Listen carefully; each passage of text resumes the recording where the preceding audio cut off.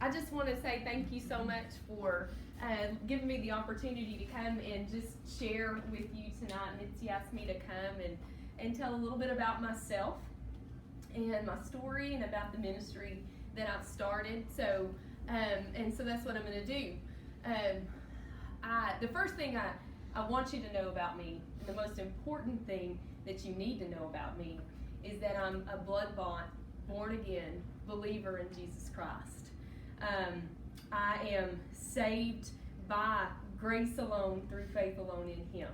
And that's the most important thing that you need to know about me.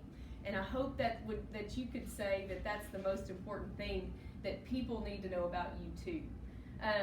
But the thing about it is, in the last 4 years, Jesus has become everything to me. But I was saved at 15, and He wasn't everything to me until about 4 years ago. Christian, yes, but He didn't become my passion until just recently, honestly. And I feel like that's where a lot of Christians are. We're believers, but we're not really disciples. We're not really following Him. And so my story is going to be sort of about that. Like I said, at 15 I was saved, no doubt about it, and rocked along through high school. I was one of those good girls. Really just didn't make a lot of bad decisions. Didn't make a lot of wrong choices. No drinking, no partying, no alcohol, no sleeping around, none of that stuff. That wasn't of interest to me.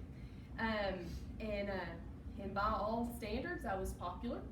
I was successful in sports, and had a great home, great family, good parents, got you everything that you could ever want or need, and so that's not real fascinating and traumatic and entertaining as far as my story is concerned. But let me tell you something that happened to me as I got ready to go off to school.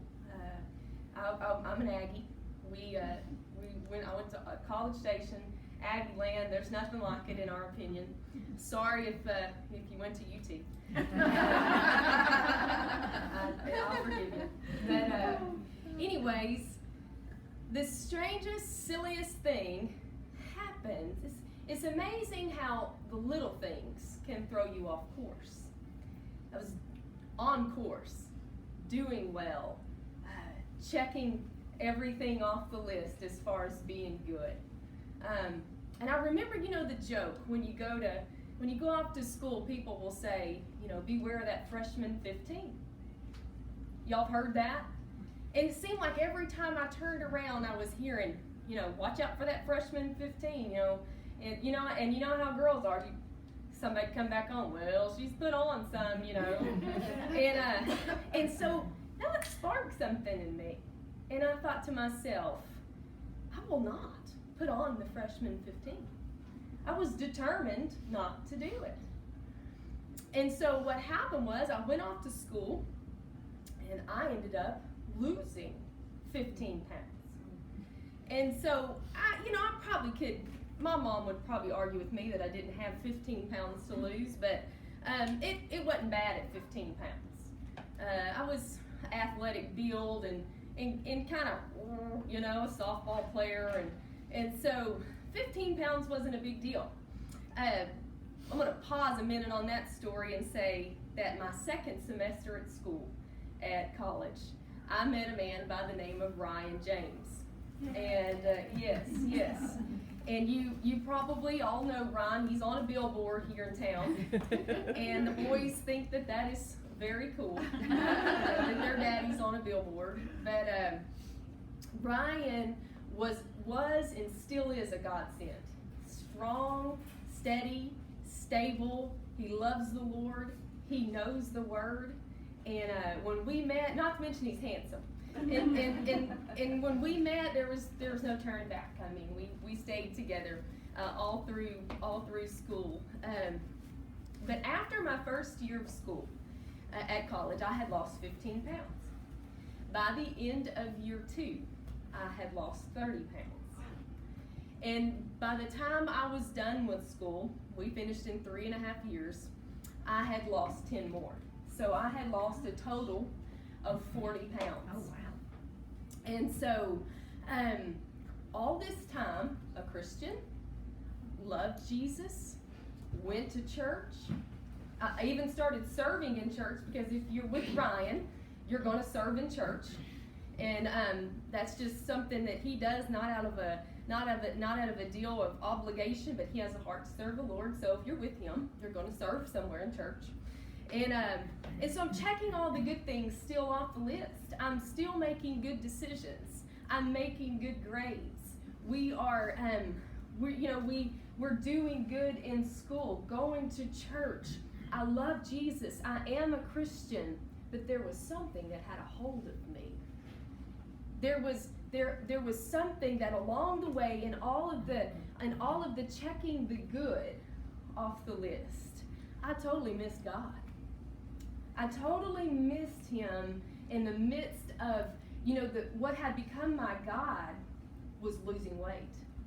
I had become consumed with losing weight. That had become my God. And so, in the midst of all the good, are you missing God? See, sometimes things, even good things, losing weight can be a good thing. But when it becomes your God, it is no longer good.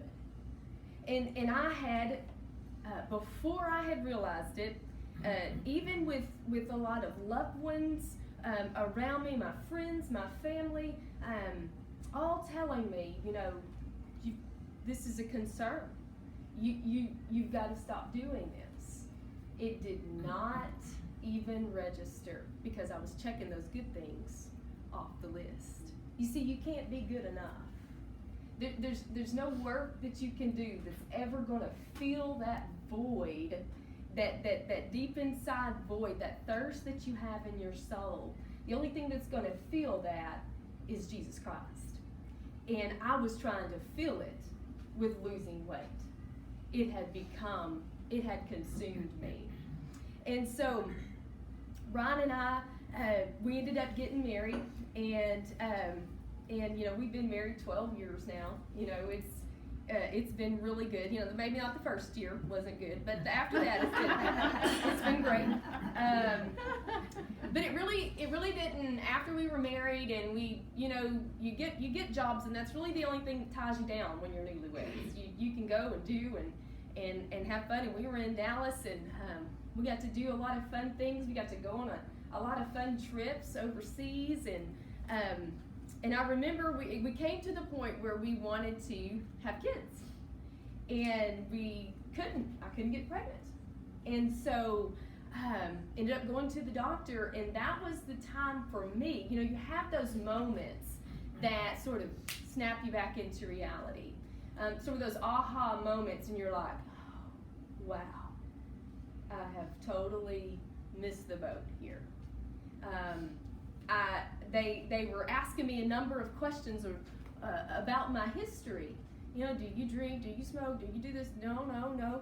Have you lost a lot of weight recently? And it hit me. My decision to not take a hold of what was consuming me those last 3.5 years was now affecting my ability to have kids. And so another thing I want to say about this is, if you know that something's got you wrapped up, something is consuming you, the decisions that you're making don't just affect you.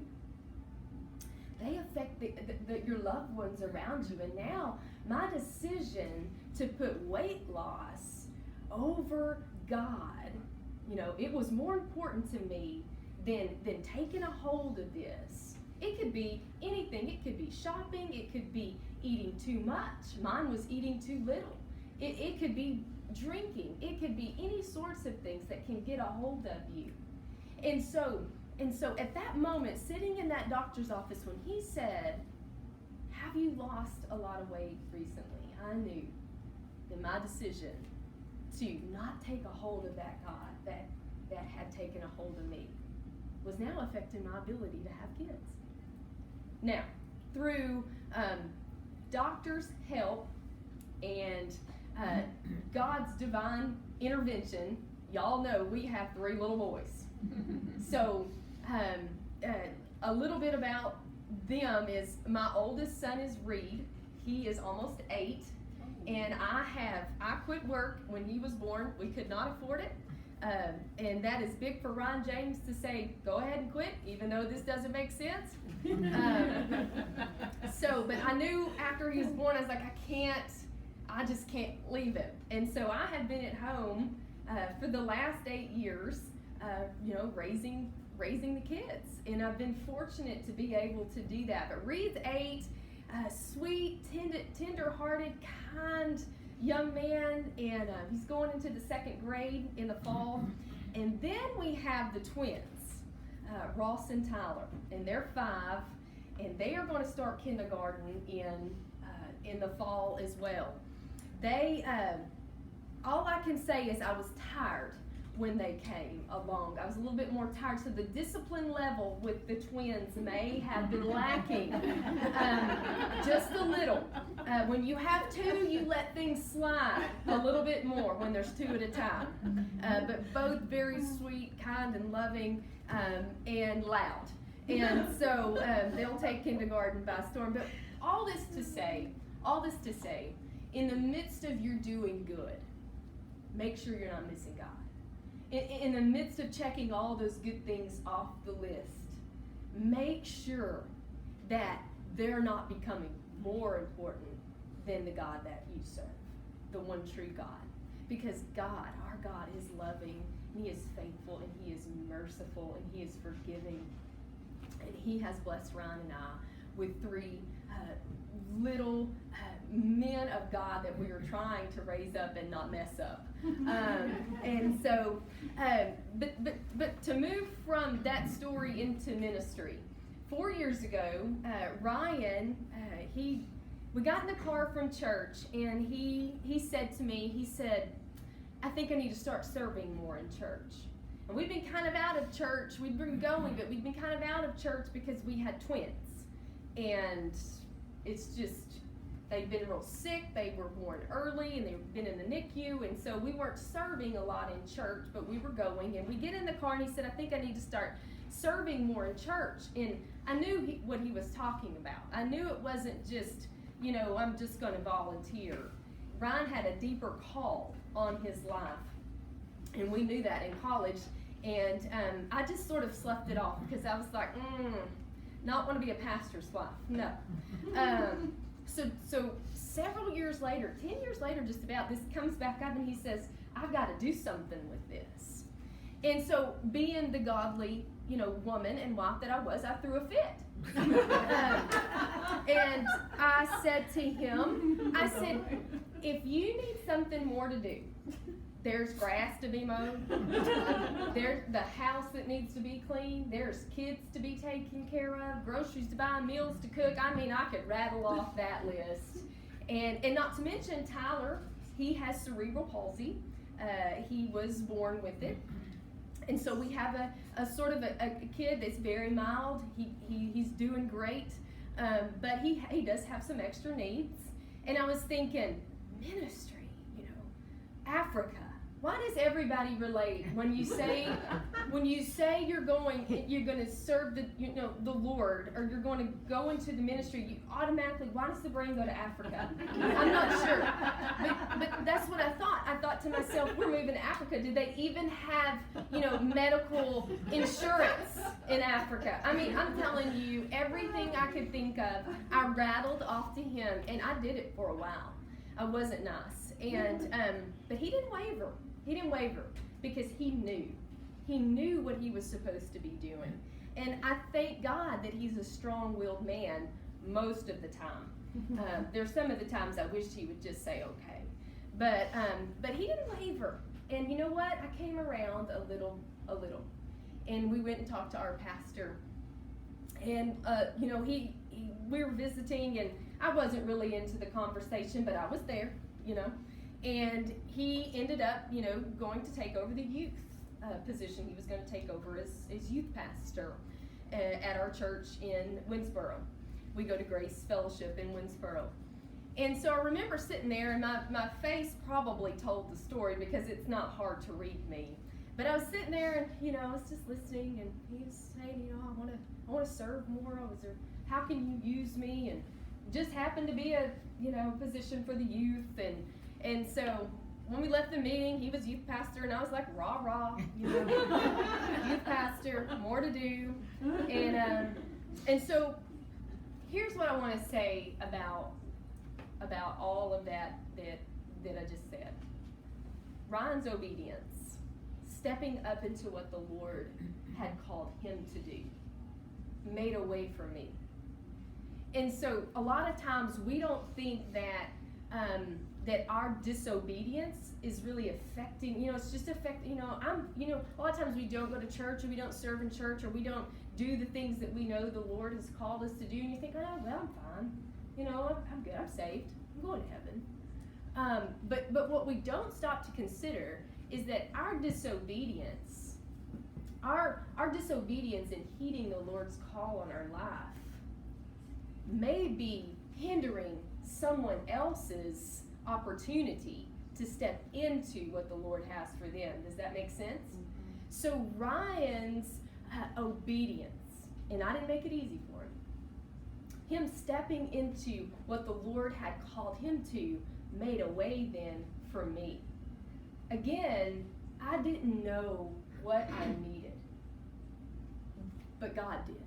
And he used Ryan in a mighty way to show me the way.